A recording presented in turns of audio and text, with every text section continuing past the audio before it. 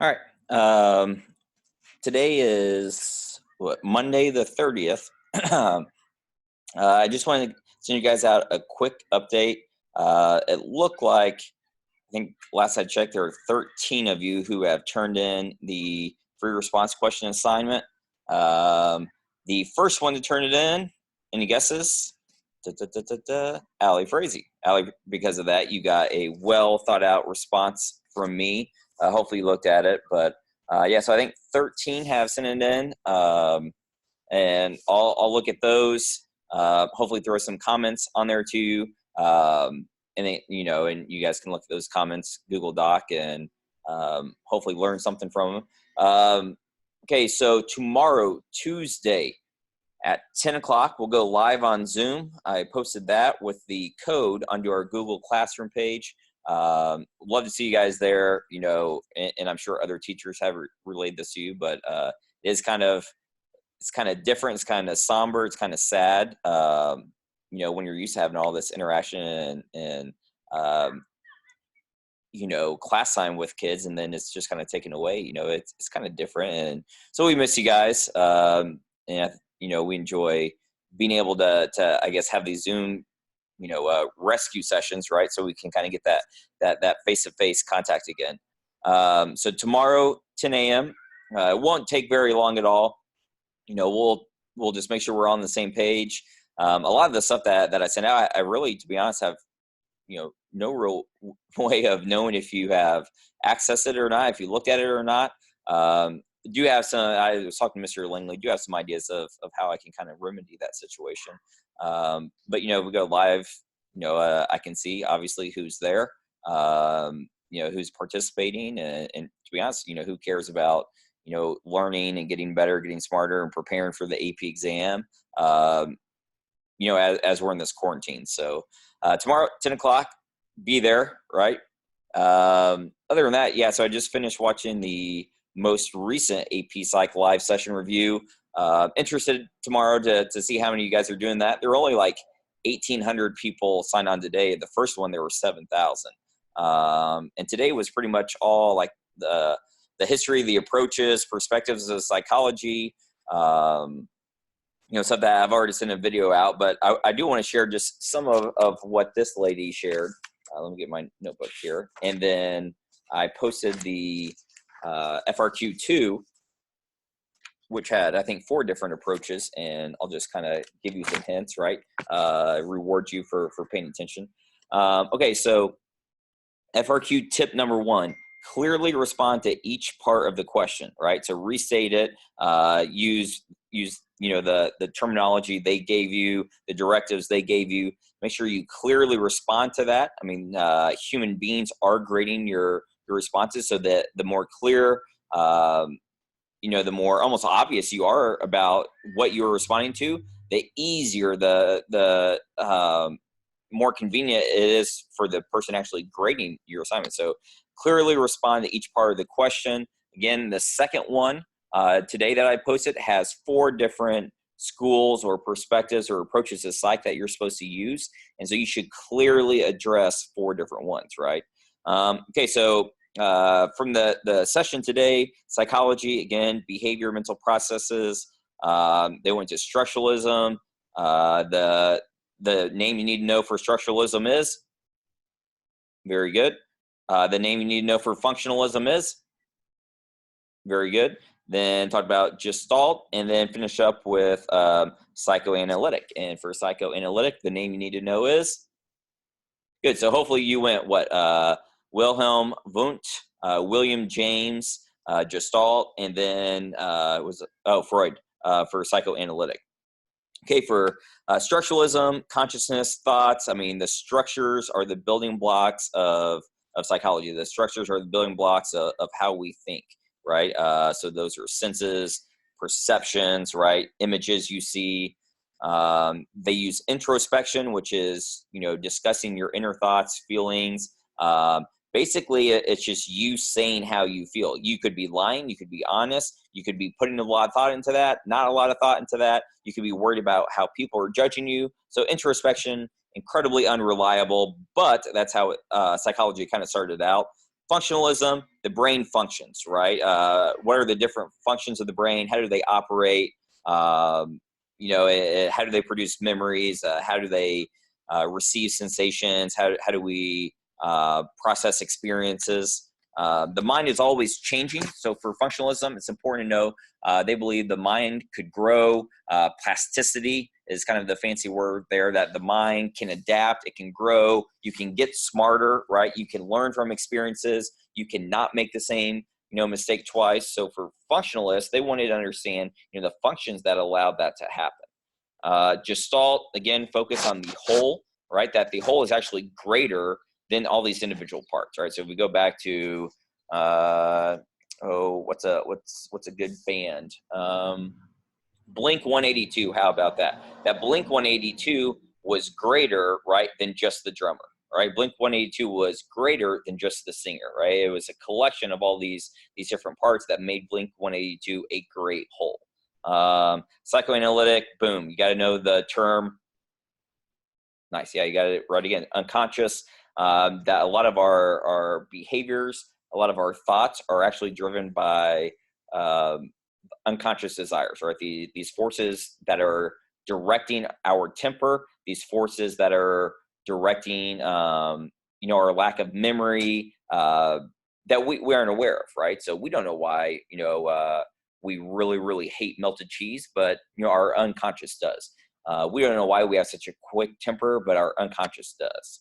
By the way, you guys see, I mean, look how nice it is outside. Trying to find the sun. I'm not really sure where it is. Hopefully got outside a little bit. Vitamin D, vitamin C, one of those. Hopefully got outside. You know, enjoy what you can. Make the most of this time. Okay, so free response questions, right? These FRQs. If they ever deal with, so if it actually happens in May, where they ask you to use behaviorism, or they ask you to use humanistic approach, or they ask you about Freud and analytics, you absolutely 100% want to define that approach, right? And Allie's I read and commented on. Grant Collins, I think I was reading yours the other day. But yeah, you guys did a good job defining the approaches that you were assigned, right? And you got homeboy mowing behind me, right on his John Deere. So you guys want to see him? There he goes. So if it gets loud, I apologize. But make sure you clearly define that. So for your homework, you should clearly define all 4 of those approaches. You should also identify anybody relevant, right? So psychologists that are relevant, famous, you know, experiments that you might be able to use as an example, that you might be able to use as application. So clearly define all 4 of those, right? And then again, if you can bring in any famous psychologists, then do that as well. You're just showing that you know your stuff. Okay, behaviorism real quick. Behaviors are learned, right? Classical conditioning, operant conditioning. You know, these behaviors, these rights, these wrongs, these manners, they are reinforced over time, right? It could be positive reinforcement, negative reinforcement. It could be punishment, right? So behaviors are learned. Watson, little Albert conditioned him to be afraid of something he wasn't afraid of, right? A neutral stimulus. So you had an unconditioned stimulus, a loud noise, right? A unconditioned response, which was going to be fear or crying. A neutral stimulus, so something he didn't really care about. He made no response when he saw the white rat, right? It is neutral. A conditioned stimulus, which will be, they will continue to march out this white rat, right? And then a conditioned response, which is going to be fear. Watson sits there in his white lab coat in front of everyone, says, I will condition this kid to be terrified of the white rat, right? And then you guys know how that plays out. Cognitive perspective, behaviors, mental processes. They study your thoughts, your memory, your attitudes, your expectations. Cognitive is anything dealing with thinking, right? And a lot of schools, right, use cognitive psychologists because they want to, how can we best teach kids to expand their memory, right? How can we best teach kids to problem solve, to think, you know, more critically, you know, the why or the how rather than the who or the what, okay? Biological behaviors, I mean, it's part of your genes, it's part of your DNA, it's part of your anatomical structures, right? That the nervous system, the brain, the spinal cord, neurotransmitters, I mean, all this stuff, the different lobes and different functions of the brain. I mean, all this stuff works together to make you behave the way you behave and make you think the way you think, right? Almost done here. Evolutionary, Darwin, natural selection. We have learned, we have adapted over time. Our behaviors have changed, you know, to be more efficient or to be better equipped for survival. Speech, right, to be more efficient, to help each other. So psychologists will just kind of take that survival of the fittest, natural selection, and they apply it to the world of psychology, right? Social cultural, these are learned norms. So basically it's behaviors or thoughts or expectations you have that you have learned from society, or that you have learned from, you know, the different avenues of our culture, right? What the media has shown us, or what songs or movies, you know, the school system. So social cultural is basically the impact of everything around you and how that influences your behaviors and, you know, your expectations. So Richard Zimbardo, famous psychologist, I think this is the 70s, maybe, yeah, I think 70s. He is the one who did the Stanford prison experiment. And so for that, he basically takes a bunch of Stanford students, you know, puts them into different categories, such as prisoners or inmates, and then prison guards. And to cut a long story short, he turns the basement of a building on campus into a prison. He assigns these roles, and he kind of just lets nature take its course. So, you know, all these people had been influenced by their society that told them, you know, how a guard is to act, or how a prisoner is to act, or more importantly for his specific experiment, how guards should treat inmates, right, these prisoners, and how prisoners should have to basically think less of themselves because, you know, they've been removed from society. Phenomenal experiment. I guess very unethical, but as far as learning more about human nature, there's, you know, a YouTube video you can watch in its entirety, basically of the experiment. And there's actually, I'm not sure if it's on Netflix or Amazon, but there's actually a kind of a Hollywood movie just 2 or 3 years ago that they brought out. I got about 20 minutes in, and I don't know what happened, but it's not bad. I mean, again, it's interesting how some of these psychologists can be a little devious, but these experiments, even as maybe deviant as they are, how much they can teach us. And the other one would be Stanley Milgram. Yeah, I think it's just kind of called the Milgram experiment. But basically, again, it's kind of what we have learned from society, and when people of authority tell us to do something, we do it, right? So Milgram, I think he's more like the 50s.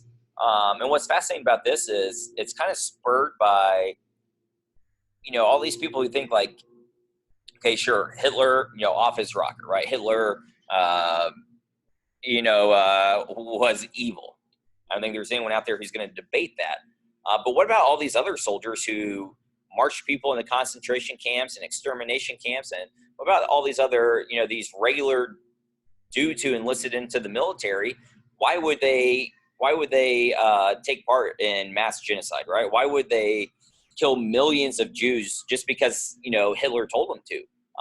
And so what Milgram does back in the United States, what Milgram does is he gets these people to, you know, to participate in this experiment, and basically, and it's fake, it's an experiment, but basically what he does is he tests to see how far they will knowingly inflict pain on another human being.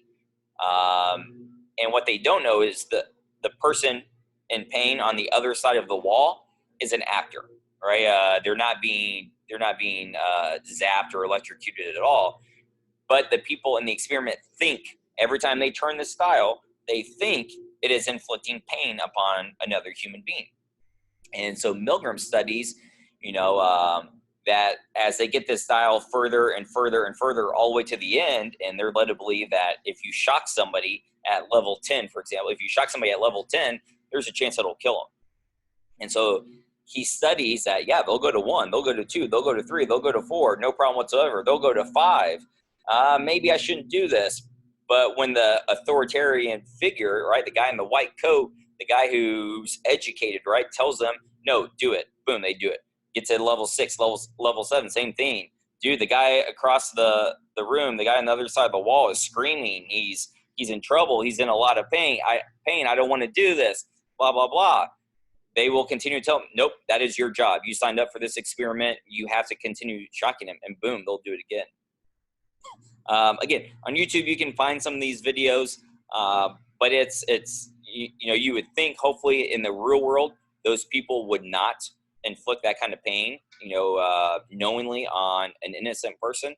But Stanley Milgram shows us, you know, if you're told to do something by someone who has control or authority over us, that they'll do it. Okay, so your advice for the assignment tonight: be sure, right, and that you follow SOTAs. Be sure that you define, that you use spacing, right, that you apply it, or you bring in synonyms or other people or other terminology that you can. Make sure for each of those perspectives, again, define the perspective, and discuss any really important psychologists that fit that perspective. For each one of those, make sure you, and the assignment is on Emory, make sure you directly apply that perspective to what the question is asking you about Emory, okay? And when it's all said and done, you should have spacing, right? You should have 4 different perspectives defined. You should apply each of those perspectives to what Emory is experiencing in high school, and you should answer the question with every single one of those perspectives, right? So make sure you do that. You can turn that in, and that is going to be what we discuss tomorrow, 10 o'clock in the morning. Have your coffee ready, Pop-Tarts, Cliff Bars, breakfast burritos, whatever you might have with you. Have that ready, and we'll spend about 30 minutes, maybe 30 to 45 minutes together, reintroducing ourselves, getting back into the swing of things, and hopefully we're getting more prepared, and we're learning, right? So I'll see you guys tomorrow, 10 a.m. All right.